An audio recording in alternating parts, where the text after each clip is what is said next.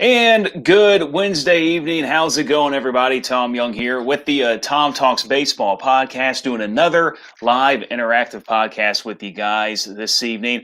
Glad, as always, you can join us. A hot one here in the Texas Panhandle. I think my phone said 104 today in Amarillo. Not a great day to be outside very long. So hopefully you're inside, you're at home, you're staying cool in the AC, and can chat with us a little bit about baseball tonight. As always, my partner in crime here on the podcast, David Lovejoy, joining us this evening. David, how you doing, sir? And we're having an issue with David's connection. We'll see if we can get him back with us here. I'm doing great. How you doing today, Tom? There we go. The video and the audio a little bit laggy there and popping in. But David with us there, live from his place. I'm live from mine, and you're live with us here on Facebook, Tom Talks Baseball Podcast Facebook page. Also, our YouTube page, which you can check us out there, just Tom Talks Baseball Podcast, and also the Eagle Facebook page, kxgl-fm. Look for that there. Fun show tonight. We're going to do a little Major League Baseball first, David. A few things that we can touch on quickly. Got a couple of guests lined up. If all goes according to plan, in about 10 minutes or so, Suzanne Talley, executive director with the Koff Memorial Blood Center, is going to join us to talk about this Saturday, because you and I, David, got a lot of fun coming up at Hodgetown with the Boots versus Badges charity softball game. We're going to be on the PA for some reason. I don't know what they were thinking about that, but you got those chops ready to go? You good? We're ready to go. Matter of fact, I talked to Jason Love, a firefighter who's played this 17-year firefighter, has played this game several times. Last year, he said that was his last one, and he is. He's going to be on the bench this time, managing, doing more of that role than playing baseball. But they're excited, and they're ready to go after the APD, the Amarillo Police Department. Funny thing, I said, give me a prediction. Guess what he said? What'd he say? Firefighters, double them up. Oh, double them up. Ouch. Okay. Yeah, well, I guess.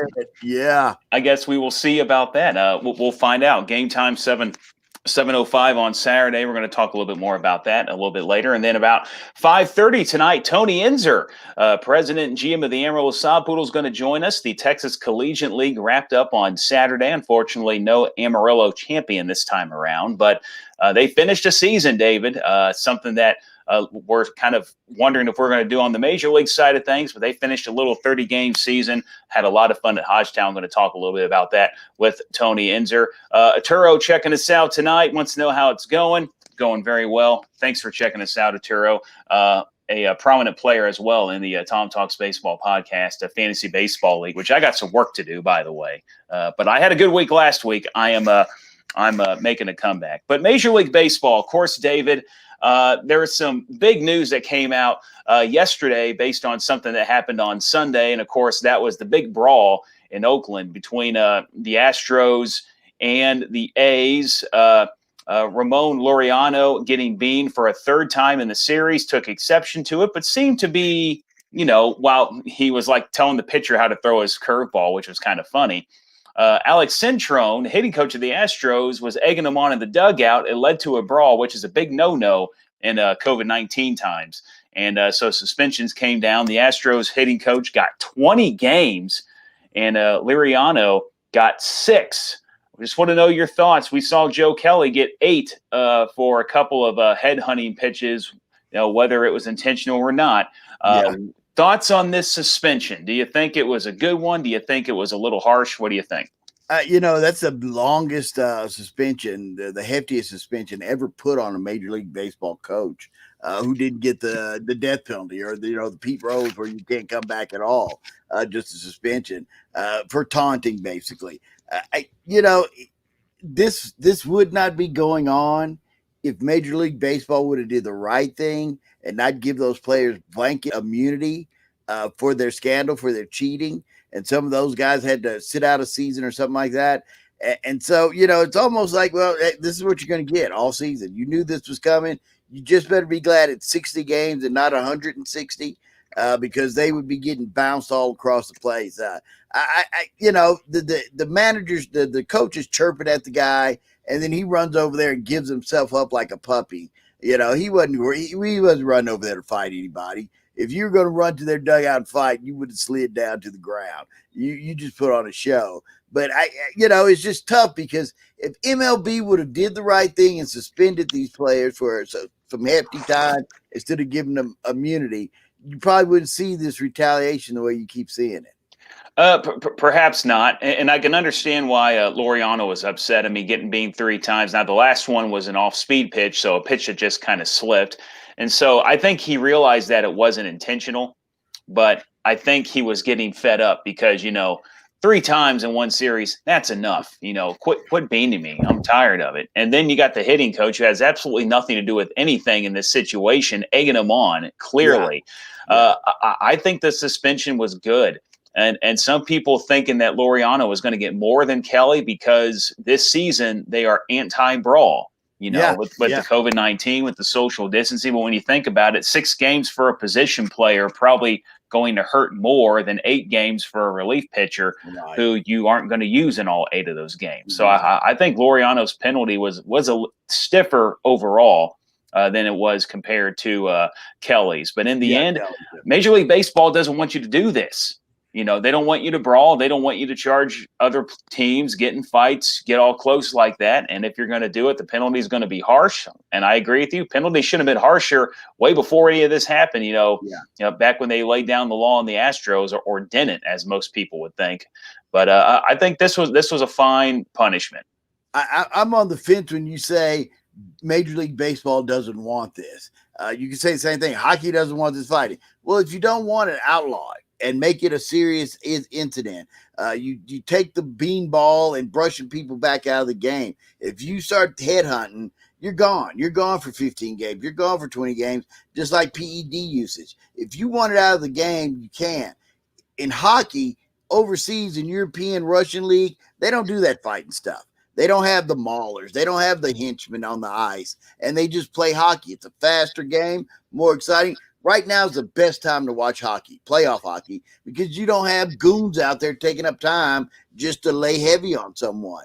And if you want to get rid of it, you can.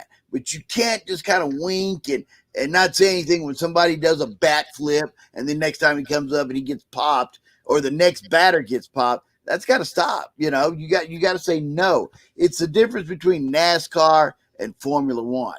NASCAR, they're great with swapping paint and pushing each other around. Formula One racing, no, don't do that. And so what do you want? If baseball really wanted to get rid of the fighting, they can, but they don't. It's part of the attraction.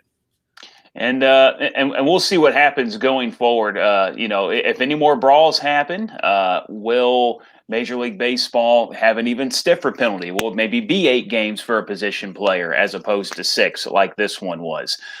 Some other things we would like to talk about a little bit later on with Major League Baseball. I want to talk about Charlie Blackmon, who was hitting 500 before the day started. 0 for 3 today, but a very interesting thing happened with that I do want to talk about before we're off of here today.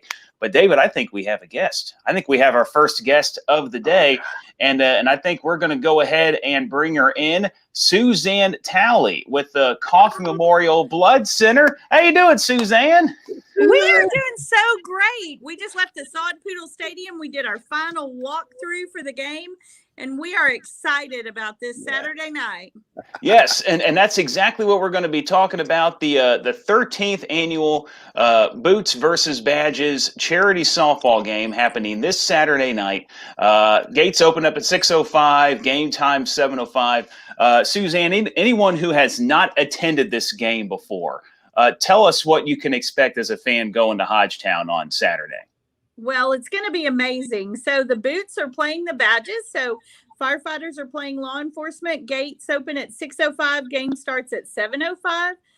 We're going to fly in a blood recipient family, Emery Williams, young lady who was diagnosed with cancer at 7 weeks old, and she is now 10 years old thanks to some expert medical care and blood donors. She'll be throwing out our first pitch, but Lifestar will make an incredible 2 helicopter delivery of that young lady to the game.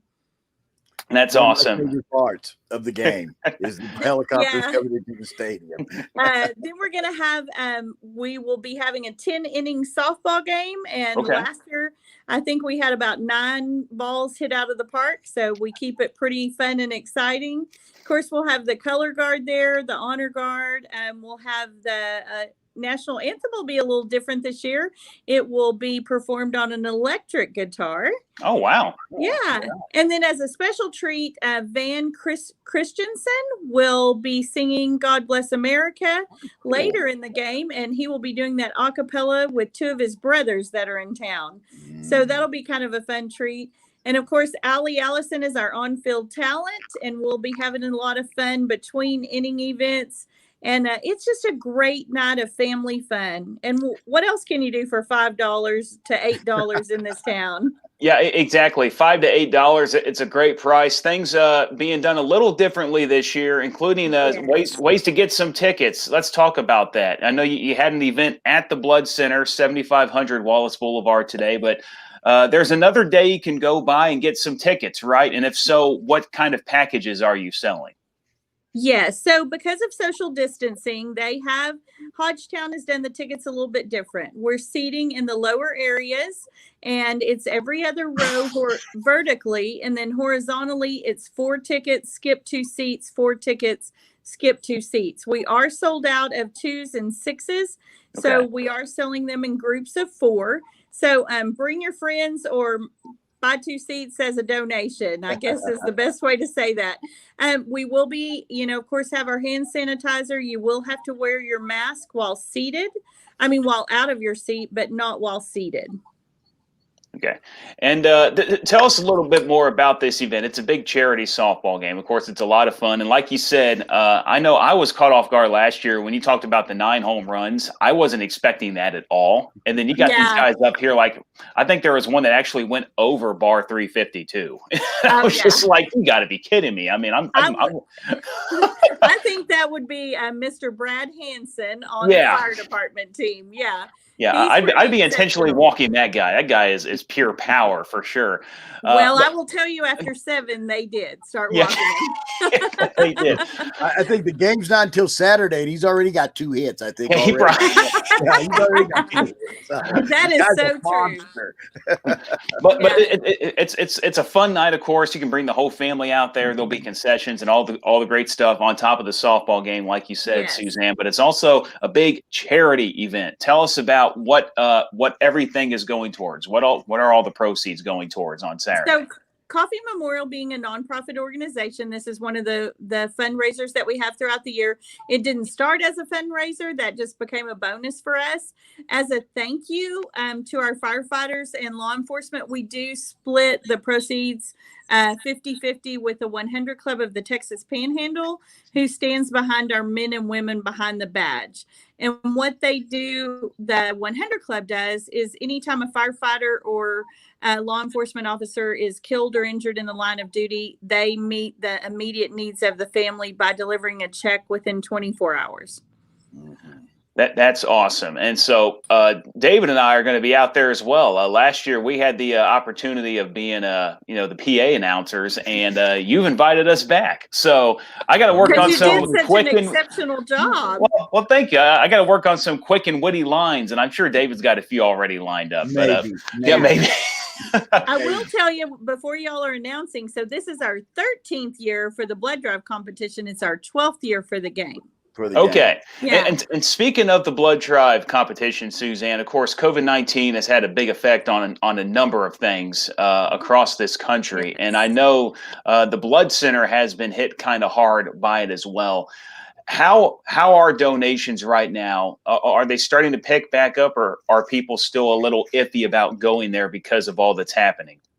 Well, this is one of the cleanest, safest places you can come, and so is the donation process. However, we did kind of get a little bit of a hit today. A lot of our schools, which we completely understand, But our schools, elementary, has a kids care program where they can invite their parent to donate and they get a prize.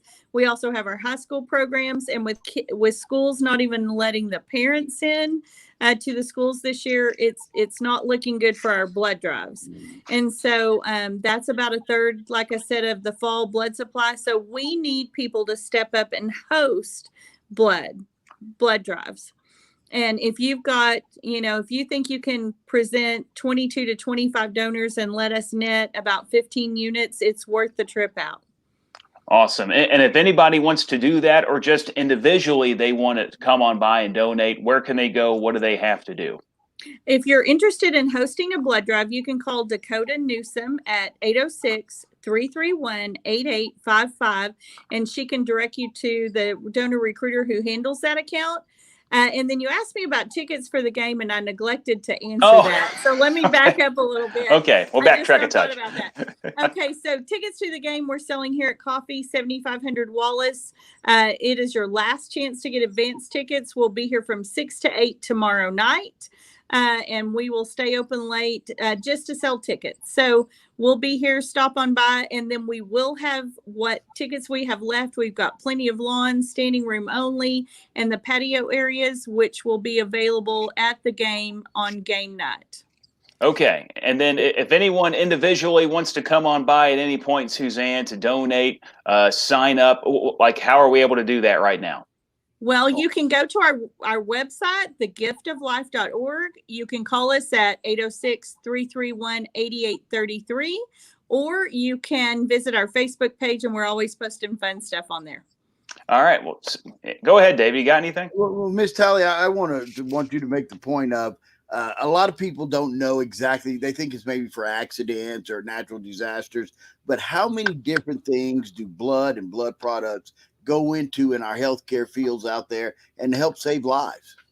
Thank you, David, for asking that. That is excellent. So Coffee has to draw about 100 to 125 units per day to meet the needs of the Texas and Oklahoma Panhandle, which is 31 counties and 29 medical facilities. And so what's happened is no COVID patients are receiving blood. We get that question all the time. Why do you need it if they're not receiving blood? But cancer patients are. Accidents are still happening. Cancer treatment is still happening. Premature babies are still born. Appendix are still rupturing. Moms are still in distress after delivery. And so the need for blood doesn't stop. And, go ahead. It's an important thing, and to be a hero, to save a life. And I always joke about real heroes don't run around in their underwear and capes. They drive red trucks or black and white cars, or they work at Coffee Memorial, because those people save lives every day in our community. They do. They really do. And I couldn't be more proud of my team that's been on the front lines with our healthcare workers and our first responders since the get-go. There's no working from home here. and one more thing about the blood center, Suzanne, you guys do plasma too, right? We do. We do. And the new thing is convalescent plasma. And what that is it is plasma that is taken as a donation from someone who has had a positive diagnosis for COVID-19 or a positive antibody test, and they have been 14 days or more symptom-free. They can go on register online at BioLinked, which is bio-linked.org. It's posted to the top of our Facebook page if you just want to click on it. And if you meet those criteria, you can register to donate convalescent plasma. The antibodies that you built in your system when you battled and overcame the coronavirus are still present, and they can be very healing to a person in their bloodstream that's currently battling the virus. Well, Suzanne, thank you very much for joining us tonight, learning a lot about the Blood Center, always helping out the community. Go donate, and I've done it a few times there. It doesn't take very long. It doesn't take much time of your day, and the whole thing that maybe you're worried about is about 15 minutes. Yeah. And then you're in and out. It doesn't take very long. But one final time, if anyone wants to donate, how can they go about doing that? Okay, if you want to donate, call us at 806-331-8833. If you want to host a blood Drive. Call Dakota at 806-331-8855. If you want to register to donate convalescent plasma, go to our Facebook page, Coffee Memorial Blood Center. Click on the link for convalescent plasma, and it will take you right to BioLink to register. Very good, Suzanne. And we'll Thank see you very you much. guys Saturday night. Yes, I was going to say one final time. The softball game Saturday. Gates open 6:05. Game time 7:05. And tickets. What time tomorrow at the Blood Center? 6 to 8. 6 to 8. So stop on by 7500 Wallace. Get those advance tickets. Just a packs of 4, like you said, right? Packs of 4 or lawn and standing room only. There you go. But we've got some great seats still left, so don't hesitate to come. So, Suzanne, thank you very much for joining us this evening on the Tom Talks Baseball podcast, and we will see you out there on Saturday. Thanks. Sounds good. So there we go, Suzanne Talley with the Coffee Memorial Blood Center. Thanks for her joining us tonight on the podcast. And like I said, we're going to be out there, David. We did it last year. Pretty good turnout. The setting at Hodgetown is great for this event. And it both, because I've seen the boots and badges played out at the old Potter County Memorial, and I've seen it here. And man, I thought, oh yeah, you're gonna get some deep flies, and they're gonna be gutting out runs on errors and stuff. And then the gun show happened. And the guy started just blasting, and Tom and I were like, "What's going on here?" I know, like it was crazy. It wasn't fluke barely getting over fences either. No. I mean, that one guy, I know he hit it over the bar. And it wasn't just him. I mean, that's a 400-foot shot. Oh gosh, man. At least a 400-foot shot. And then he had 3 grand slams. Didn't he have like 2 grand slams and about 6 other? Like I said, think there were a couple. Yeah, he's already got 3, and it's not even Saturday. He's got 3 hits already. It's not even Saturday because that guy is a hit machine. So you know what that means? The APD's gonna come back with a chip on their shoulder. They're going to come back. They're strategizing. That they're trying to figure that lineup out and everything, and then they're going to be out there mashing as well. And it's going to be fun for everybody. And hopefully we and $5 to $8, I think she said. So great affordable family entertainment. I'm going to reach out to Miss Suzanne, and I'm going to see if I can get 4 tickets, and let's give them away. Okay, we're going to do that. You going to do that right now? I want to do that right now. Okay. Well, I'll see if you can get that locked down.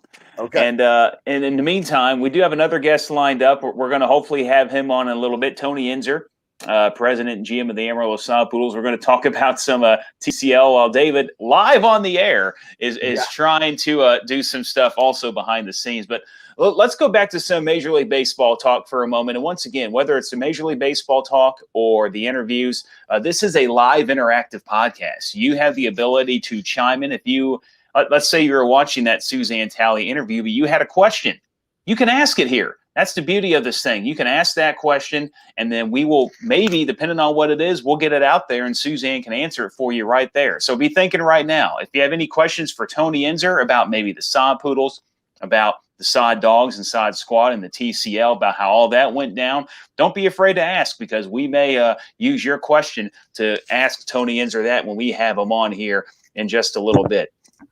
But Major League Baseball, there's a guy right now who's on just some sort of insane fire, David, and that's Charlie Blackmon of the Colorado Rockies. 17 games into the season, he literally had a 500 batting average, and this isn't like a 3 for 6 deal. Yeah. He going into today was 34 for 68.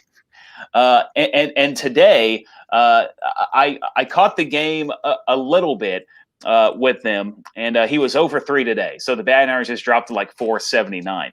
But he walked. Let me tell you about the walk, David. This tells you what kind of respect he's getting right now. He's batting 3rd in the lineup, okay? Nolan Arenado, who on the day was 2 for 3 with 2 homers, and his 3rd at bat just missed a homer, was batting behind him.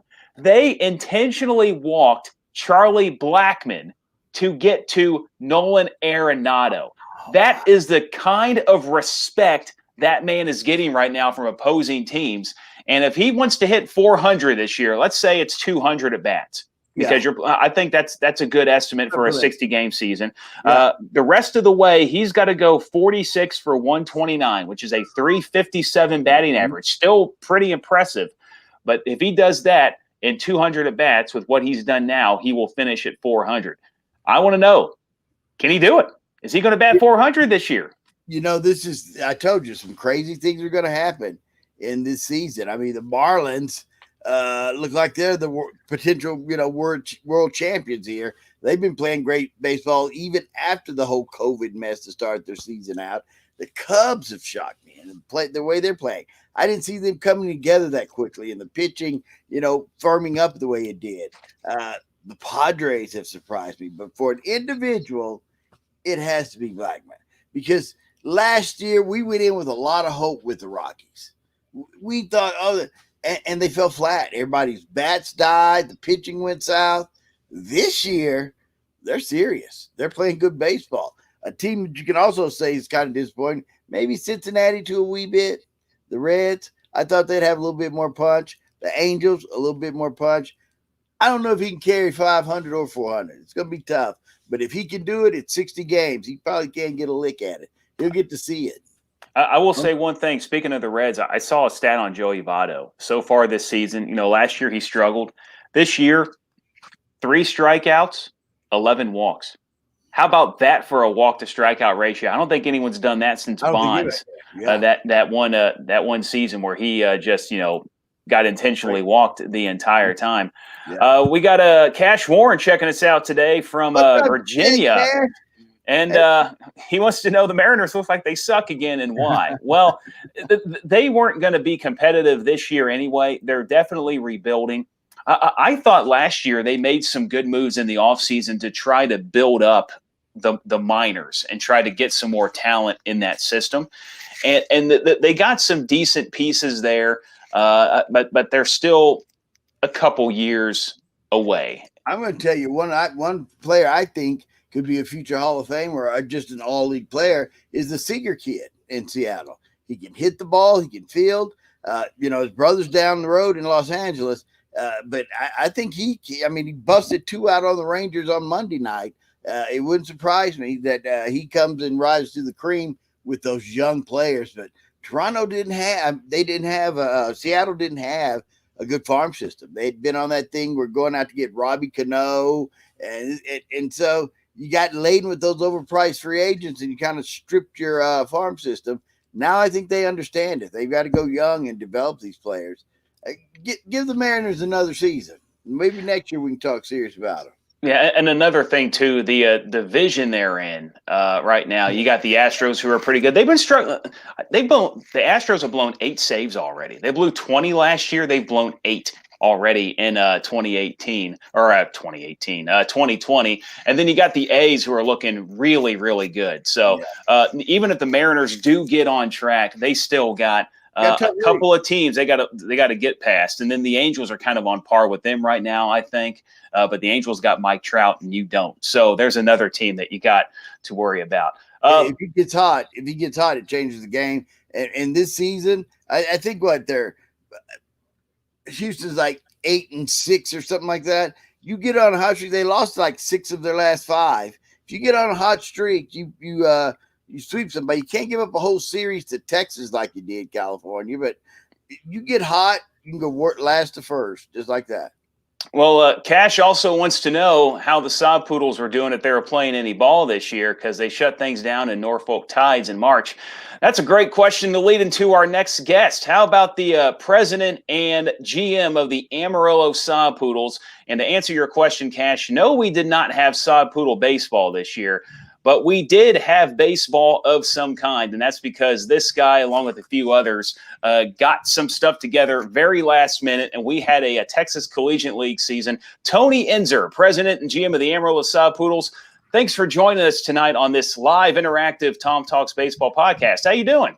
Good, guys. How are you guys doing? I love the baseball graphics and everything else. You guys, I love the look of your show. So it's incredible. But it's great to see you again. Well, it's very good to see you, Tony. Of course, COVID affected the Sod Poodle season. We didn't have that. but you were able to find a way to get Texas Collegiate League baseball in here. We got some some college athletes to play in a wooden bat league for 30 games, and we just wrapped that up over the weekend. Just quickly, as a whole, did you consider that a big success here in Amarillo in 2020? Yeah, guys, I really did. We went into this thing for three reasons, really. The first one, and I may have told you about these. First one was kind of self-survival. I mean, you look at the situation we faced going back to 2019, having a very, very successful beginning. But if you fast forward and kind of read the tea leaves back in May, I just wasn't sure. There was been no announcement from Major League Baseball where they're going to supply players to the minor leagues. But I just got a sense that we may not be fortunate enough to have baseball this year because it's a very complex thing. It's one thing to take 25, 30 players, taxi squad, maybe 40 players to 30 different markets around the country for Major League Baseball and open up the season with no fans. It's a whole nother thing to take 25 players over 160 markets in minor league baseball, all traveling and everything else. And so just kind of read the tea leaves and said, I just don't feel great about this. So I started doing some research, looking for some other avenues to create events and to create baseball.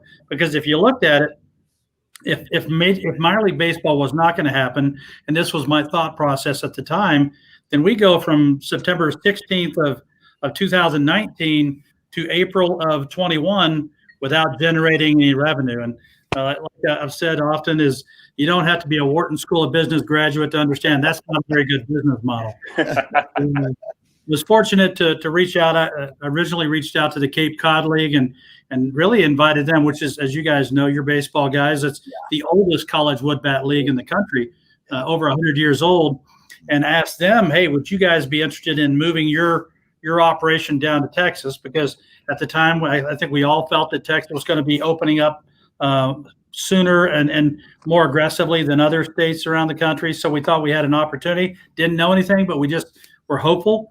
But they just didn't really have they had already shut down their season. It had only been a few days, but they just didn't their 501c3 run. And I don't think they had the bandwidth to be able to take on that kind of operation to move it down to Texas. So once I failed on that term, then a buddy of mine in San Antonio, we went to the Texas Collegiate League, which had 4 existing teams in Acadiana. You had Victoria, Texarkana, and Bravos Valley, which is in College Station. Those 4 existing teams, and we went to them and said, hey, we'd like to talk to you about expanding your league for the 2020 season. And they were gracious enough to get into talks with us and conversations, and ended up bringing ourselves, San Antonio, Tulsa, Frisco, and Round Rock into the league. So that made it a 9-team league. And Round Rock kind of came in at the last under the wire. I think they came in on a Thursday or Friday before we were going to announce on a Monday, Tuesday. So we had to scramble a little bit. And I said, you can't really have a travel schedule with 9 teams or a competitive balance schedule with 9 teams. So I'll take 2. And that's how we ended up with both the Sod Squad and the Sod Dog teams. And, I got to tell you, so the 3 reasons why we got into it was A, self-survival we talked about. B was, I'd been reached out to by so many members of our community saying, Tony, can you get Hodgetown open? Can you do things to get Hodgetown open, to kind of light the spark of getting our community back open again? And I felt very strongly that, after going through the COVID pandemic shutdown for a couple of months, that we really needed something. Our community needed something to smile about, something to hang their hat on, to be able to get out of their house, have a great time, take their families out, still create memories for 2020, and not have 2020 be a wasted summer. And so we thought it was important to get people out of the house and in this clean, beautiful, safe environment of Hodgetown. And then finally, we did it for those kids, those players, the players that came from literally all over the country and in some places all over the world to come and be able to play baseball again and continue their dreams of developing their talents in hopes of getting to sign a professional baseball contract at some point. Because as you guys know, there was a lot of great talent out there in the country, because there were Major League Baseball holds the draft. There's 40 rounds, around 100 players per round. And then, they knocked it from 40 rounds down to only 5 rounds in order to save money during COVID, because everyone's stretched very thin in this. And so there were only 5 rounds of players who got drafted, meaning there were 35 rounds of players who didn't get drafted. And you got to see a lot of those players playing in the TCL this last summer here in Amarillo and across the Texas Collegiate League. And I got to tell you, from all those standpoints, it was such a blessing for us. While it's not a cure-all for COVID and the financial harm that is done to minor league baseball teams and specifically our baseball team, but it did really help us to be able to keep our staff employed, to bring 150 to 200 part-time employees back to the ballpark and be able to pay them and be able to help us to pay the bills that we had already accumulated, because we were ready to go for 2020. If you remember, this thing shut down March 15th, 17th, in that time frame. We were ready to go. Yeah. So all the expenses had been paid for 2020, but now you didn't have revenue come in. So that was spelled disaster. So from our own financial survival standpoint, to helping out the community and giving something for these kids to really hang their hat on was truly a blessing for us. And our community responded. You're talking over the 32 dates, what we draw 56,000 people out to the ballpark. That's incredible between the two teams. Very special summer, and it's a very Texas thing to do. When you're given the hand that we were dealt, get a new hand. Make something happen, and that's what we're able to do. And we're very, very, very humbled by the community support and our partners that came on to support this thing this summer. It was fantastic for everything. Yeah, I think one thing this did was show that Amarillo likes baseball. So it wasn't Sod Poodles. It wasn't maybe at the same level as the Sod Poodles. It was still very entertaining.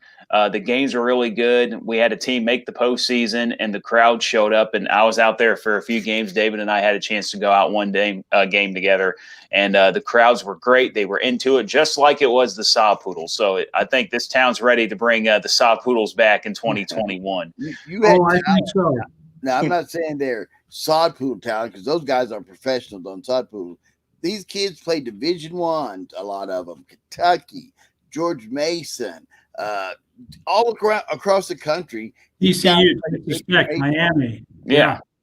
These guys are no jokes, and they played a good brand of baseball. The night we went out and met Tony up on the boardwalk, they had fallen down a couple of runs into the ninth, and they got a runner on, and Tony said, "Oh, it's time for some Sod Poodle magic." And before we and sure enough, the gift store, the guy, hesitates for second base to make the stupid play. He scores. They win by 2.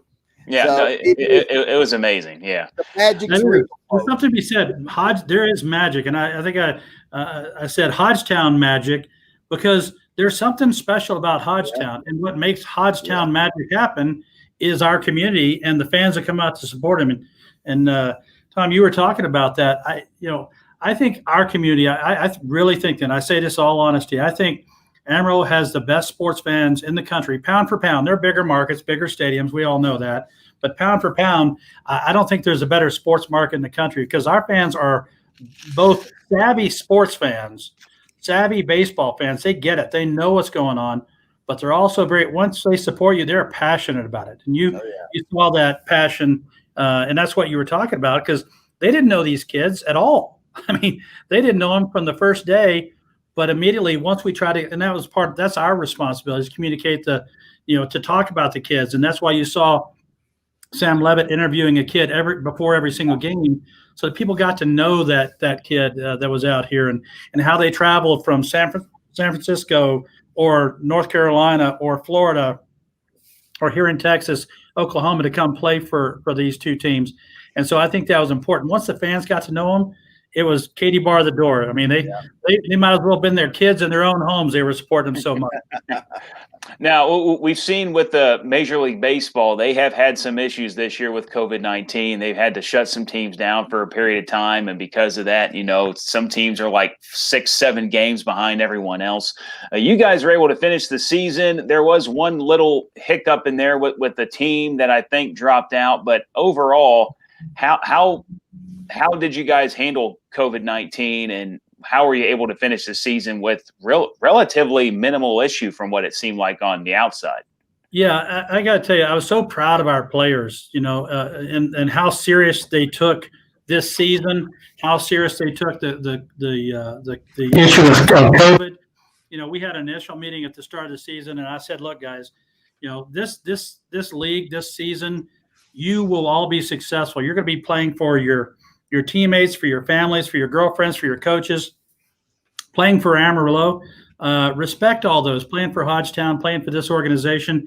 And this league will be successful as long as you make it successful. And that means, you're here to play baseball for 30 days. So you don't go out and what normal young people would want to do, go hang out with each other and make friends in new places and that sort of thing. And they respected that. And so they were literally ballpark to hotel to visiting cities where they'd have to go, but they took it very seriously. We masked up wherever we went. We tested all the players before the season and then monitored their health daily through temperature test and symptom questionnaires. But also new players that came in, they all had to be tested. And we work with Northwest Texas Hospital, and they did a great job in giving us the information we needed. We work with our local health officials to create the protocols both for the team and the facility. So I think if you can say, I think we're a good example of how to handle something like this. And also, we're very blessed. We got, as rapid as this thing can spread, we feel very fortunate, very blessed that our players took it seriously, our staff took it seriously, and our fans took it seriously. When you guys were out here, you saw everyone was masked up, except for when they went to their seats. They were allowed, just like a restaurant, to take their mask off because you're all social distance in the seats, and we set that up in the system to where you couldn't even buy a seat that wasn't social distance. So I think we followed the protocols, and we went above and beyond the protocols to really create a healthy and safe environment for both the fans, players, and our staff. And we are so blessed that we didn't have any issues, and we're just thankful for that. Go ahead, David, if you got anything. Well, we talked about that, about what else could the stadium be used for. Once we found out it didn't look like we were going to have a major league season, let's own any ball, and you found these young men and brought them in here. Were you worried about how they'd be accepted by the community? Did you think, they're going to get they're not the Sod Poodles, don't pay attention to these kids? But it seems like they got embraced by the community. Well, I'll be honest with you, I was very, very bullish on this thing from the very beginning because I know our market, I know our sports market, I know our fans, and I knew that they wanted something, they needed something to get out of the house and be passionate about it.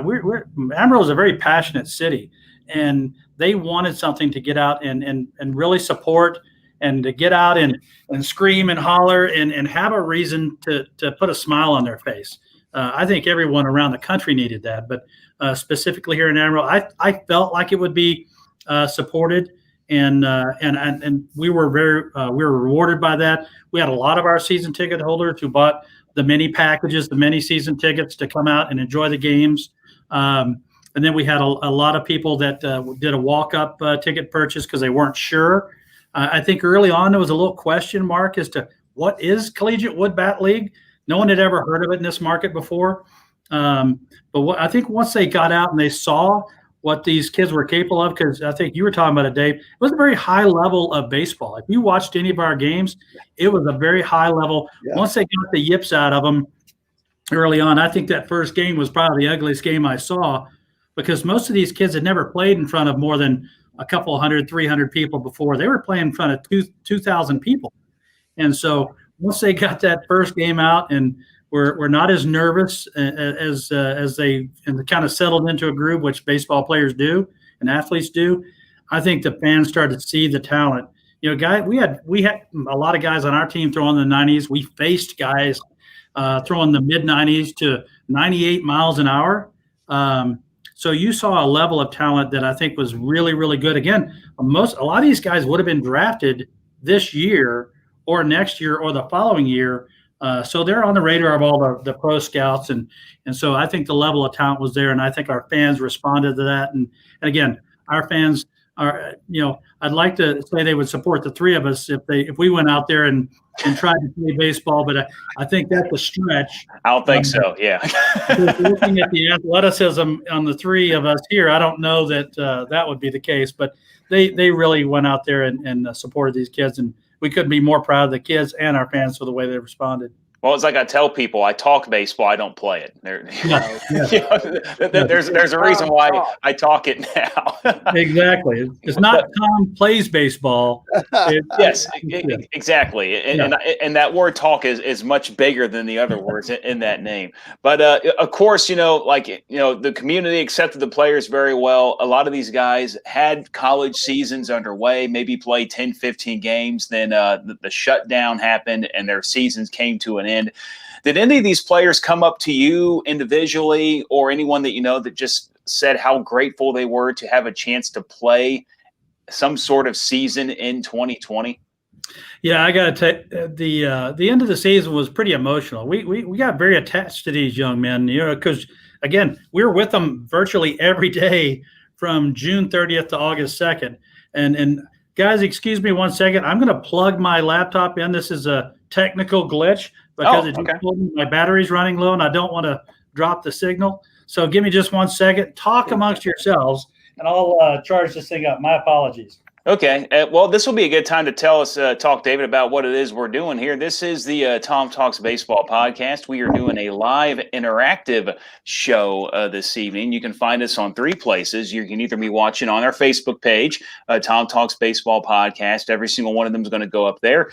We have a YouTube channel now, Tom Talks Baseball podcast. Every time we go live, it's also on YouTube. So maybe if you're not so much a Facebook person, you can do YouTube. You don't have to have an account, I don't think. You can just go find the video and watch it there. We're also on 100.9, the Eagles YouTube page right now, kxgl. That's tough to say when you've talked all evening. kxgl-fm. So look for that. And once again, this is interactive. Yeah. If you're watching, if you went to Hodgetown at all this year, let us know about your experience watching both the Sod Dogs and the Sod Squad play. Have any questions for Tony? Shoot away, because you got a chance to speak with the man right here, right now on this interactive podcast. But I've got a question for you, Tony. Go for it, David.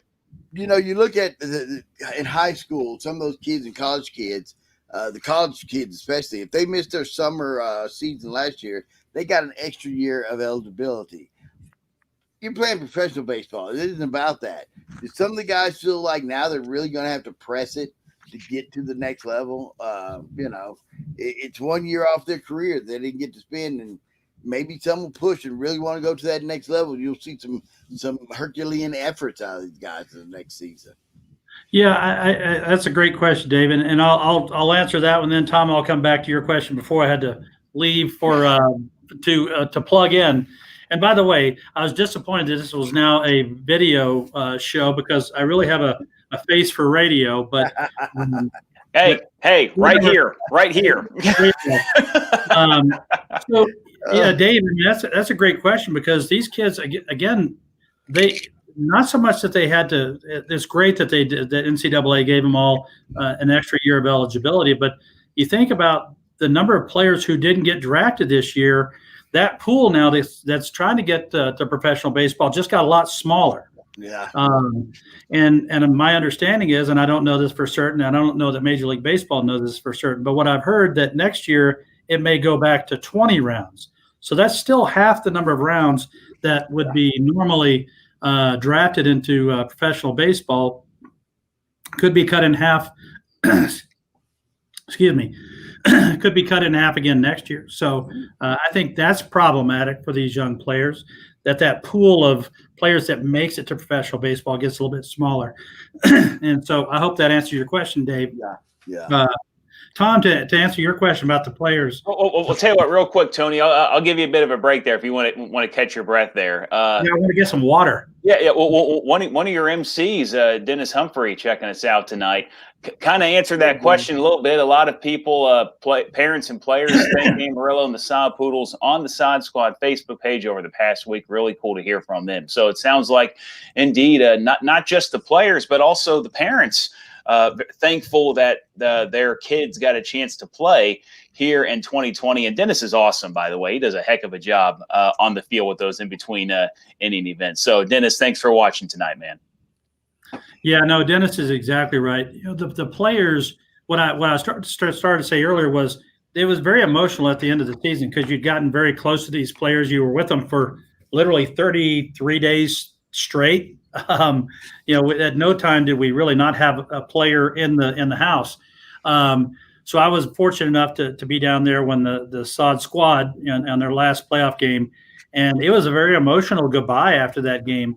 And every single one of those players, not 1, 2, 3, but every single one of them came up and thanked us for the experience that we gave them here in Amarillo, and how the fans treated them. And we treated them like professional ball players, not in the fact of what they received, but how we treated them with respect. The accommodations that we put them on the road with the Sod Poodle bus. We got them new uniforms. They played in this beautiful facility. We really tried to treat them with the same respect that we treat professional baseball players, and they felt that. And they felt that this wasn't just an event for us. They were our team, and they became a lot of them. I'll tell you a funny story about Terrell Hudson. I mean, this is a kid who two-way player from New Mexico, great kid on the Sod Dogs, and I was talking to him at the end of the season, and he goes, "Tony, I just want to say thank you for everything that you did and the way you guys treated us." And I said, "You know what, Terrell, you did such a great job for us. You held yourself high. The level of the way you carried yourself and the way your teammates carried themselves, we couldn't be more happy than you'll always be a part of the Sod Poodle family." And he goes, and this I thought was super cute, that who knows, Tony, maybe the next time you see me, and I told him, we're going to follow your career and see how you're doing, and just like the other players. And he said, who knows, Tony, maybe the next time you see me, I'll be a official Sod Poodle player. And I just thought, that's how cool is that that's what he wants to strive to be. And that was the same thing with the Sod Dogs. They were so happy. For a lot of these guys, you got to think about the relationships they made, the bonds that they made, because both teams were very tight knit all season long. Mm-hmm. And the bonds they made with us and our staff and how we promoted them, because we told them right off the bat, look, we're going to try through our social media channels, which, Tess Bloom, our director of marketing, manages very well. We get the message out very well to our fans and get these players known. And they had a blast, from the promotions on the field to how we promoted them through the games and social media and TCL TV. They were just very, very happy with that. And the parents were very happy. The parents got to see their kids playing in a safe and healthy environment and know that their kids were taken care of. They loaned us their kids for a summer, and we took very good care of them, and I think they're all very appreciative of it. Well, I think we here in Amarillo, Tony, appreciative too of the fact that we got to see some baseball at Hodgetown this year. And even though it wasn't full, 6,500, 7,000 capacity crowds there, we still got the Sod Poodle experience because you guys did everything on top of the games, everything that you would have done had it been the Sod Poodles. But now that the season's over, what's next for Hodgetown here in 2020? We talked with Suzanne Talley just a little bit ago. We got the Boots versus Badges charity softball game happening on Saturday. But beyond that, any other plans for Hodgetown this year that the residents of Amarillo can take advantage of? Yeah, and I'll go back to one thing you just said there, because I think that was kind of I did another interview the other day, and they asked, why was this so successful for you? Because I think you probably saw we accounted for a little over half of the attendance in the TCL, and other teams, the older teams, didn't report. So it's probably around 40% of the Texas Collegiate League attendance.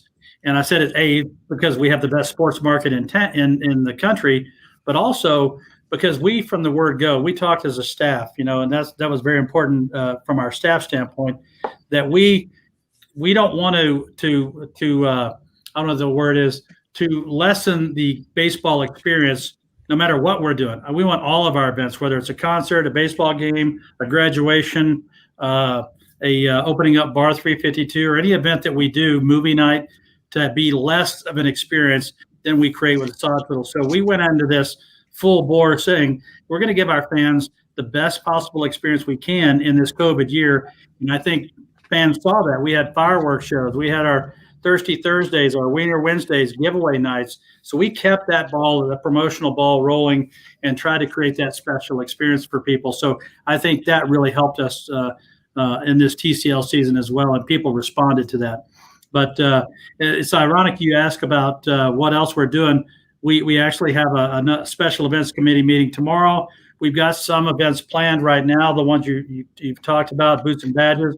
We're working on 2 other events that haven't been announced yet, so we can't really share those with you. But they're going to be larger scale events, very similar to what you saw in the TCL, not baseball, but other events. Okay. And we've got a brainstorming session, because I think you're going to still see some other events at the end of August and September before we get into the colder months starting in October. So we've got a lot planned coming up, and Hodgetown, the club level is available 365 for fans that want to do corporate events or church events or small group events, obviously with social distancing and COVID protocols in mind.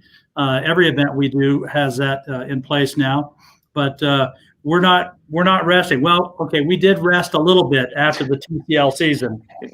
Just a little bit, right? That's what this week is about. Kind of getting your the gray matter working again, because my staff, and I got to hand it to them. You guys saw the work that they put in. Yeah. From our full-time staff to the part-time staff, and most of our full-time folks were here 13, 14 hours a day for 32 days straight, 30 days straight, and then a couple of days in between there. But they virtually killed themselves to make this a very special season for our community and our players, and I couldn't be more proud of the staff. And because you got to think, guys, what we did here in Amarillo as a collective group, our season ticket holders, our fans, our corporate partners, our community, and our city, and this staff did, there was nothing like this in the country.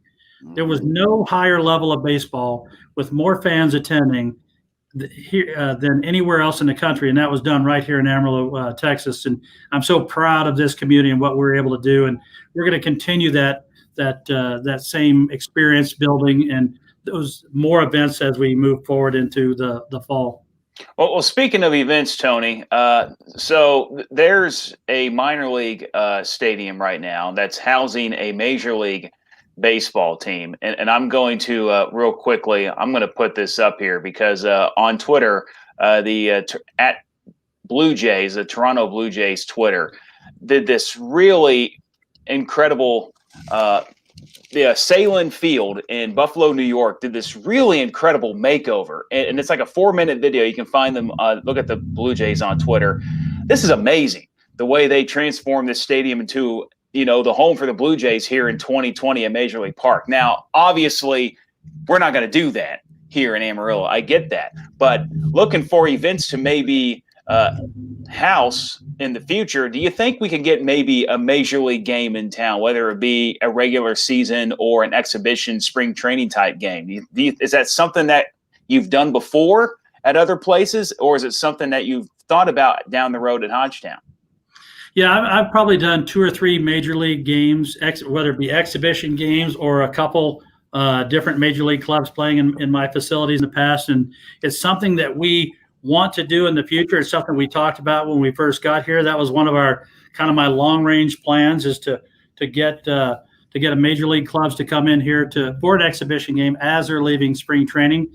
Those are all things we're going to be working on in the future and continue to try to drive that excitement and that energy here in Amarillo, because I think our committee would love to see Major League Baseball players here playing against each other or playing against our Sod Poodle team in the future in an exhibition game. But the one thing that we have going for us here in Amarillo that was so special last year during 2019, our inaugural season, was we had, and this is for the baseball fans out there, we sent 11 guys from Amarillo to the major leagues last year, straight from Amarillo, Texas, to the majors, bypassing AAA.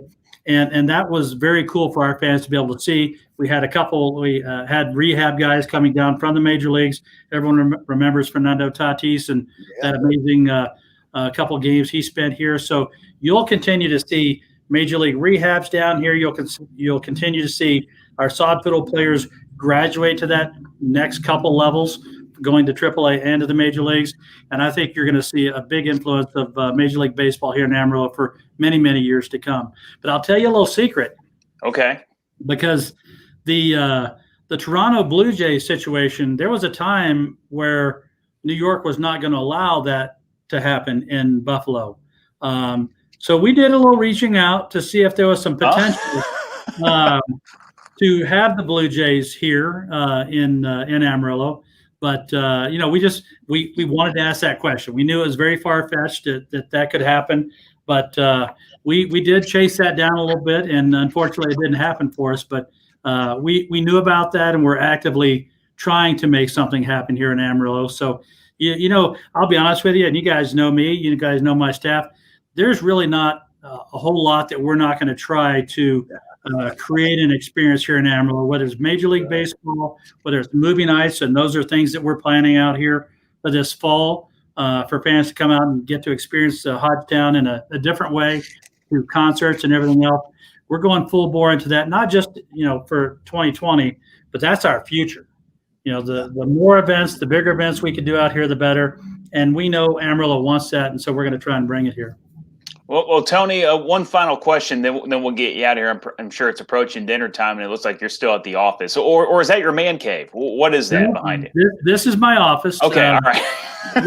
It's part man cave, part office, part home. So gotcha. I spend probably as much time here as I do at home. Yeah. But no, this is my office. Okay. So we'll get one final question here. Of course, COVID-19 has had a big impact on stuff this year, and there was one thing happening in 2019 before all this happened, and that was talks of contraction with minor league baseball taking about 42 teams away. Now that's not going to affect Amarillo from the sound of it because you got the nice state-of-the-art stadium, brand new team, nice amenities and everything, so we're fine. But the landscape of minor league baseball has strong potential to look different next year. And I guess there was a new committee that was put together by the president of the MILB, I believe, that DJ Elmore Jr., I think, is on this committee to try to negotiate with the MLB. How, and I know you're not a big part of that committee possibly, but how different could minor league baseball look in 2021, and how could that affect what we have here in Amarillo? Well, let me first start with DG Elmore and him being on the negotiating committee with Major League Baseball. How cool is that for Amarillo that out of 160 teams in the country that our owner is on that negotiating committee? What's that say about our organization, about our ownership group? I just think I congratulated DG because there's nobody that in the country that I could see doing a better job representing minor league baseball than DG Elmore, because Dave Elmore and the Elmore Sports Group has such a great reputation throughout minor league baseball, Major League Baseball, that when they talk and when they say things, they mean it. They're very authentic people, great negotiators, great to work and create partnerships. And that's what this is. Minor league baseball, Major League Baseball, that's a partnership. And I think there's things on both sides that the Major League clubs want and the things that the minor league clubs want. And I think they'll be able to pull that together. Yeah, I think it could look a little bit different in 2021 and moving forward. But I'm not at all concerned with that relationship between the major leagues and minor leagues. It's a great marriage. They need us, we need them, and I think those things are going to be worked out. They'll, again, at a higher level than me. If they ask me, I'll certainly give them my input, but I don't know that they are going to ask me. But I couldn't think of anyone better than DG Elmore to take the needs of minor league baseball. Because if you think about it, who better to represent minor league baseball than an owner that has two short season clubs, has as multiple as a low A club, a high A club, a double A club, and a triple A club. We literally cover all the different levels. So he has experience in all those levels to be able to talk from not just being able to imagine what that's like at each level, but having a working knowledge of what that's like at each level. So I think minor league baseball, I think this will secure whatever agreement comes out will be a long-term agreement. So minor league baseball will be fine. It may look a little bit different, but I think it's going to be, you won't see the difference here in Amarillo. You won't see it in most places. I think you're really going to see more of a difference at the lower levels, double A, triple A. I think you're going to be seeing very much of the same, and maybe even grow and get better. Well, Tony, appreciate you joining us tonight, man. One final thing, a little bit earlier, speaking of Fernando Tatis Jr., Arturo checking us out. Tatis is looking amazing so far, and no kidding, he is. And I think it's 100% due to the fact that he played a game and a half in Amarillo. I think that's exactly what it was. There's no discounting that time he spent in Amarillo helped him in his career. I think we all, and Fernando, he would agree with that as well. He had a great time when he was here. Loved the facility, loved the fans. I had someone remark when they saw him last year. It really showed them the difference in minor league professional players and a major league professional player. Not in the skill level, because we have guys that are as equally as skilled. They just don't have the experience. But the way he carried himself, the way he looked on the field, just his body, the way he moved, how quick he was. He's a very special player. We have a lot of special players. You see Edward Olivares up there in the major leagues now doing some amazing things for the Padres. Got his first home run the other day. Very proud to see that. And but you'll continue to see that. Because you have to remember, Fernando Tatis a couple of years ago played AA baseball in San Antonio, and so he's a couple 3 years removed from that level, and the difference in that you see in, like I say, just the way he carried himself, the way he moved. He's not just a special major league special player. He's going to be an all-star, perennial all-star at the major league level, and I don't see that changing anytime soon. Very special guy, great guy, not only great player, but I got to spend a little bit of time with him. He's up on my wall of fame now in my office, and he's just a great young man, personally, as well as a great professional baseball player. Well, no doubt if the Padres can find a way to eventually win a World Series here in the next few years, probably some players on that roster are going to have gone through Amarillo at some point and honed in on their craft. And we're glad to have the Sod Poodles here. We were glad to have TCL, Texas Collegiate League Baseball, here, and we are also glad to have Tony Ensor here as well, President and GM of the Amarillo Sod Poodles.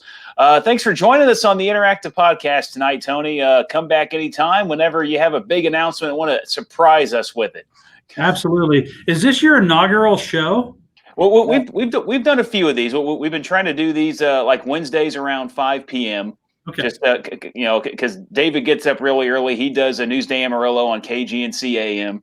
So we kind of come on here, talk Major League Baseball, local stuff, if anything like that's going on, try to get guests like yourself on here. And then we invite people to chat if they have anything they want to say. They're welcome to be a part of the show.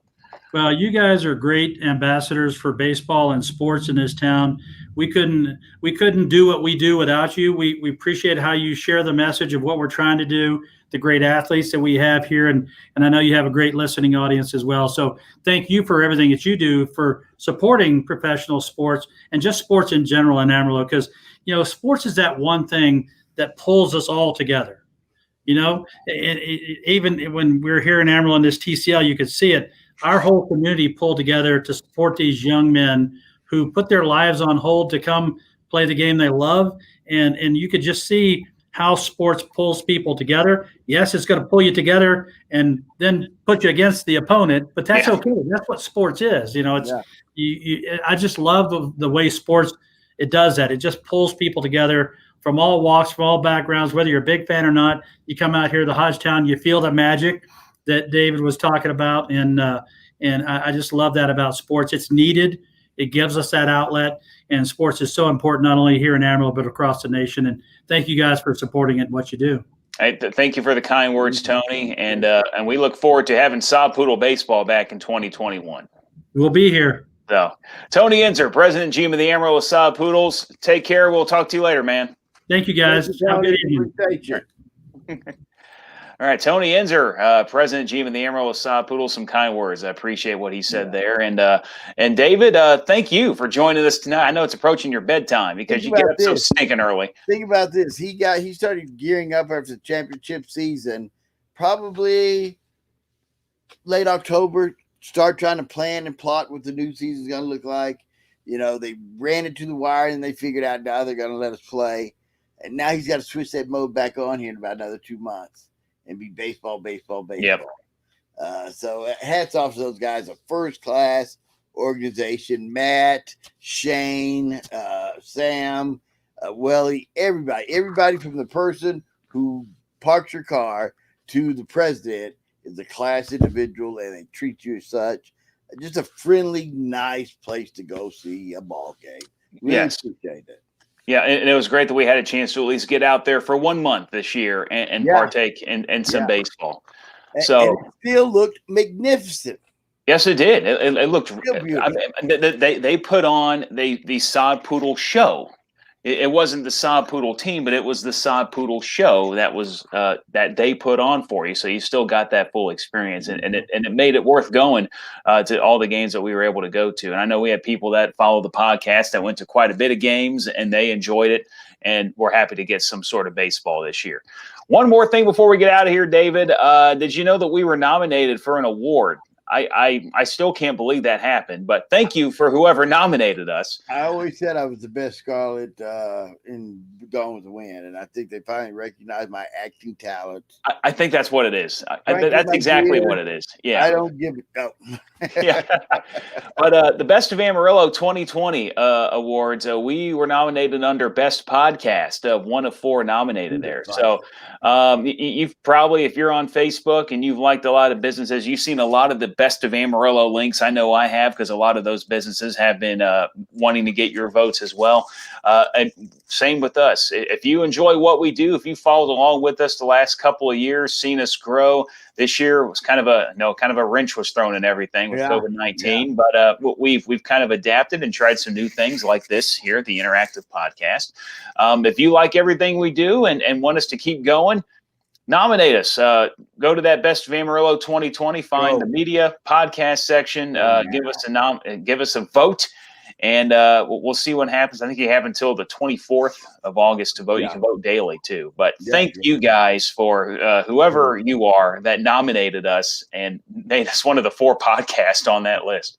I want to give a shout out to Jay Cash. Hey, Jay. Thank you. Yeah, what's up, Jay? Hope is cool, and Lolo and everybody's doing well. Then I want to give a special shout out to my man, Danny Brill, up in the Portland area. Danny's a trooper. I mean, dude, this guy will fight you to the end. He's had some heart issues. He had an eye issue, and now COVID. Yeah. So stay strong, Danny. If you need something, you holler. Yeah, keep fighting, Danny. Good to hear from you tonight. Also, Lucy, like you said, Cash Warren, Arturo, Chance, Dennis, all checking us out, and we love you guys always being here and chiming in and being a part of the show. But I think it's time for dinner, and it's time to watch some baseball, David. Thanks, I was watching the Tigers and Sox earlier. As was I. The Sox coming out with the win. The Tigers kind of cooling off a bit, but that might be another show. Let's not get into another topic here. But well, thank you. The White Sox were running my team. That's true. That's true. But hey, everyone, thanks for watching tonight. This has been the Tom Talks Baseball Podcast, Interactive Edition, Show 105. If you missed early parts of it and you want to catch them back, you can find this on YouTube, Tom Talks Baseball Podcast, also kxgl-fm for the Eagle page, and as well on our Facebook, Tom Talks Baseball Podcast. David Lovejoy, thank you very much. Go to bed. Thank you for having me. Hey, I had fun. Can't wait till next week as we get closer and closer to those playoffs, what they're going to look like, who's going to be in, who's going to be out. There's been some great pitching performances, too, we need to talk about. So yeah, there's a lot of MLB. Maybe we'll do a little more MLB focus next week, because we did a lot of – We're going to hit the bigs real hard next week. Yeah, a lot of local, thanks to Suzanne Talley with the Coffee Memorial, and also Tony Ensor with the Sod Poodles for coming on live tonight and chatting with us about all they got going on. I'm going to buy 4 tickets. I'm telling you now, I'm going to buy 4 of those tickets for the event, for the boots and badges. All you have to do is guess Tom's middle name. No, that's too easy. What can we give away? We'll tell you what. If you do that, let me know, and we'll figure something out. And then if it happens, we'll throw it up tomorrow on our Facebook and our Twitter, and we'll give you guys a way to win those, and then we'll figure out how to get them to you. So, David, you figure that out before we go any further, and then once you do, find me, and then we'll make it happen. We'll do it. All right, cool. So, everybody have a wonderful night. Thanks for watching the Tom Talks Baseball Podcast. We will talk to you next week.